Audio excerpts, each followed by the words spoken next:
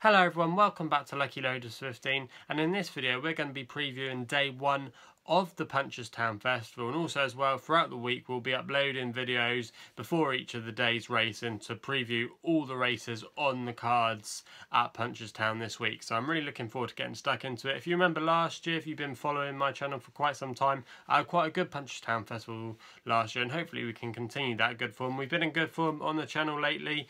We tipped up the Scottish Grand National winner at the weekend with Joe Farrell, so hopefully some of you are on that. I see some of you from reading comments in the last couple of vlogs that you were on it, so I'm glad I could get you a nice decent return there, and hopefully I can point you in the direction of a few winners at the festival. So we'll get stuck into the action with the first race tomorrow in the 340, going for Enniskillen here. I know it's the favourite, but I thought it was quite a hard race from a betting perspective to get stuck into. I did tip up Enniskillen, if I believe, last year, where it was a little bit of a better price than it is tomorrow, but it's trained by Peter Marler. Mr. B. Welsh, amateur jockey, takes the ride. Now, like I said, this horse won it last year, knows how to win at the track, and also as well, a couple of starts ago, back in February, it did win at Punchestown, so it's obviously a little bit of a course specialist, and it knows how to win under rules. A lot of these horses that are coming in this race tomorrow ride from the point-to-point scene, so we don't really know how they'll handle against tougher, more experienced horses when it comes to racing under rules. So I thought Enniskillen, even though he is 13 years old, he has been consistent, and I thought he was the one they really had to beat tomorrow. There was the horse of JP McManus called Blue Templar that I think maybe could be the danger, but I would rather be on Enniskillen knowing he's already got the experience in the bag. So that's going to be the selection for the first race. The next race on the card, there's a very good champion novices hurdle in the 420, and I'm not going to go for Get a Bird here. I'm going to go for Mengli Khan. I think tomorrow he can turn around his poor season so far, even though he did run a very creditable race last time out where he finished third in the Supreme, where it was a good performance that day. He's trained by Gordon Elliott, who's winning all the big races at the moment, obviously dominated at the Cheltenham Festival, and he's won the Grand National recently, the Irish Grand National, so his stable have been in very good form this season. Jack Kennedy's booked for the ride. Now, last time they used this horse at the Cheltenham Festival with Mengli Khan, they put on a tongue tie, and that definitely seemed to make a difference. That just little things like that sharpened him up, because he always had a lot of promise on him, but he hadn't really delivered this season. I think he could maybe return against the form tomorrow with Get a Bird, and I think Get a Bird maybe just might be a little bit tired.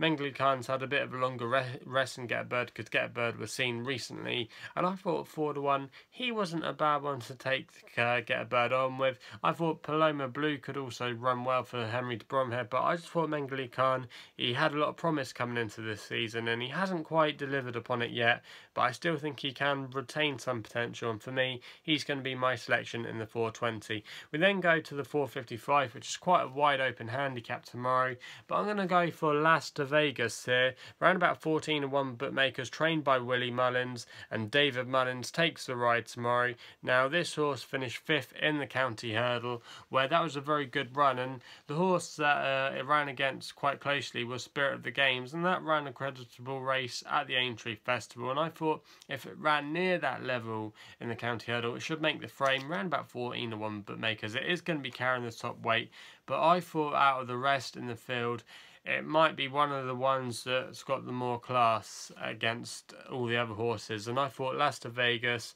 was not a bad each way bet if you wanted to have a bet in this race, considering a lot of places or a lot of bookmakers will be paying quite a few places. So Lagostovegas will be my selection in the 455. The 530 then is obviously probably the feature race of the day. We're going to see the return of Douvan tomorrow. I think he is the one to be with tomorrow. He will be the favourite. He'll take on Min and Underso, but I thought Douvan looked like his old self at the Cheltenham Festival last time out. I think he might have beaten Altour that day, but really, I think Douvan, he put a lot of the critics to bed, because he hadn't been seen since that disappointing run in the champion chase last year, until he resumed action at the Cheltenham Festival this year, where he was running a blinder until he fell a few fences to go. So I thought Douvan, really, where he's won before, he's obviously a top horse, and I think he'll sign off his season probably with a win here. So even though he's run about 6 to 5 bookmakers at the moment, trained obviously by the great trainer Willie Mullins, Paul Townend booked for the ride because Ruby isn't going to be riding at the festival. I thought he's the one they had to beat in the 5:30.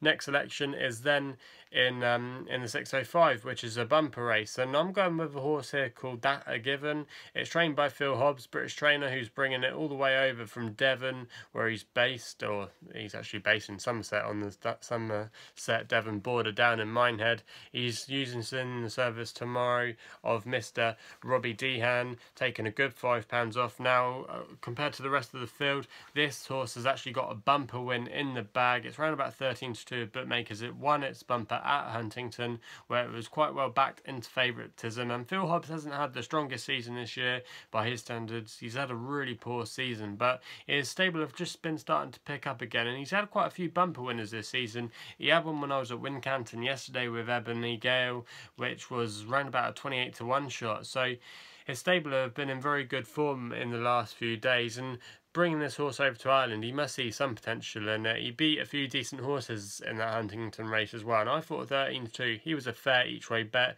We then go to the 6:40, a very good renewal here, where we're going to see a few good horses that have been battling against each other this season, going for Shattered Love, which is trained by Gordon Elliott in the Gigginstown colours. Now this horse was a very impressive winner of the JLT, where it was receiving the mare's allowance, and it will receive the mare's allowance tomorrow.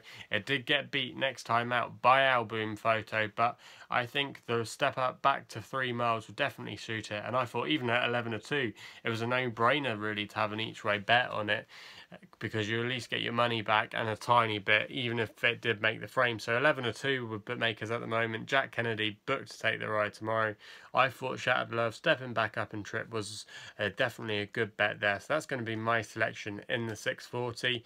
We then go to another bumper race to end off the first day of the Punchestown Festival tomorrow in the 7:15. Going with a horse called Kalun River, around about 10 to 1 with bookmakers at the moment, trained by Peter Fahey, who's a very shrewd stable. They booked Patrick Mullins tomorrow, who often rides for his dad Willie Mullins, but he's got no horses, but it was in this race, but it was a very interesting eye-catching jockey booking, around about 10 to 1 bookmakers tomorrow at the moment. But with not a lot known about these horses and how they're going to perform, I thought that was an interesting sign of intent there, and maybe one you might want to go small stakes on each way to end the day if you've got any cash left in your wallet to have a bet. So they're my tips tomorrow for the race at Punchestown, all the races. Let us know what you think is going to run well tomorrow and what you're looking forward to see, what horses like you're looking forward to see, like Douvan, Shattered Love, Mengli Khan, Get a Bird, name them, what you're looking forward to seeing. That's all I got to say. For more horse rating and related videos, please subscribe to the Lucky Loaders YouTube channel here by subscribing in the link below. Also as well, please follow me on Twitter if you don't do so already, at Lucky Loaders 15. That's all I've got to say. Please gamble responsibly, and we'll be seeing you soon.